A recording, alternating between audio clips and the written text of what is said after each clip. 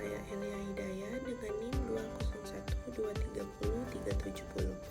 Di sini saya akan memenuhi tugas ujian akhir semester dari Bapak Yusuf dengan mata kuliah usul fikih.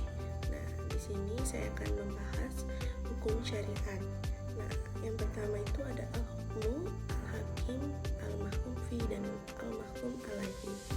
Nah, tujuan saya di sini menjelaskan apa saja hukum-hukumnya. Lalu contoh kasus dari hukum-hukum tersebut. Nah, yang pertama, apa sih al-hukmu itu? Al-hukmu itu adalah perintah Allah Subhanahu wa taala yang berhubungan dengan perbuatan mukallaf. Nah, hukum ini biasanya berupa perintah, larangan, pilihan, atau ketetapan. Contohnya seperti sholat itu wajib, mencuri itu haram, sedangkan makan dan minum hukumnya mubah. Lalu yang kedua ada hukum al-hakim. Al-hakim, apa sih al-hakim itu? Nah, al-hakim adalah pembuat hukum dan yang hakiki hanyalah Allah Subhanahu wa taala. Rasulullah hanya menyampaikannya dan mujtahid hanya mengikat hukum. Nah, hukum Allah itu selalu bijaksana, adil, penuh rahmat dan sesuai dengan pengetahuannya. Nah, yang ketiga saya akan menjelaskan al-mahkum fi. Al-mahkum fi itu apa? Al-mahkum fi itu adalah perbuatan manusia yang menjadi objek hukum semua amal mukallaf. Nah, baik ibadah, muamalah maupun jinayah. Nah, masuk dalam kategori ini. Lalu misalnya sholat, jual beli, hingga larangan mencuri. Lalu yang terakhir ada al-mahkum alaihi. Al-mahkum alaihi itu adalah subjek hukum, yaitu mukallaf yang menerima beban syariat. Syaratnya itu apa? Syaratnya harus Islam, baligh, berakal, dan mampu memahami hukum. Orang gila, tidur, atau yang dipaksa tidak termasuk mukallaf. Nah, contoh kasusnya kita ambil dari ibadah dulu. Nah, ibadah contohnya Ahmad, mahasiswa mukallaf, meninggalkan sholat isya.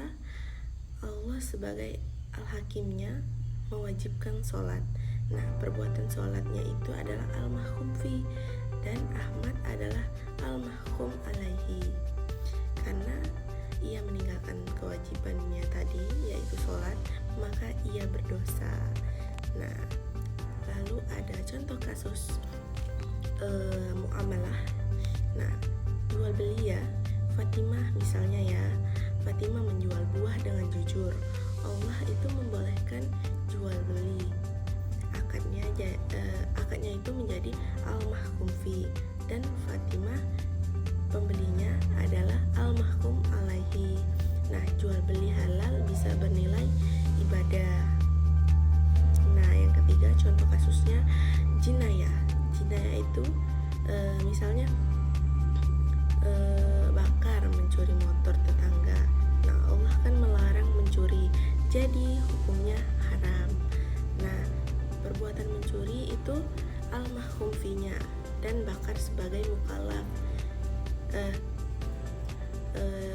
Bakar tadi adalah al-mahkum alaihi-nya. Nah, ia berdosa dan akan dikenai hudud atau kenai sanksi. Nah, jadi kesimpulannya, baik dalam ibadah, muamalah maupun jinayah selalu ada 4 hukum syarak. Nah, yaitu Allah sebagai al-hakim, ketetapannya sebagai al-hukmu, lalu perbuatan manusia tadi sebagai al-mahkum fi dan mukallaf sebagai al-mahkum alaihi. Nah, mungkin ini saja yang bisa saya sampaikan untuk presentasi mengenai hukum syariat.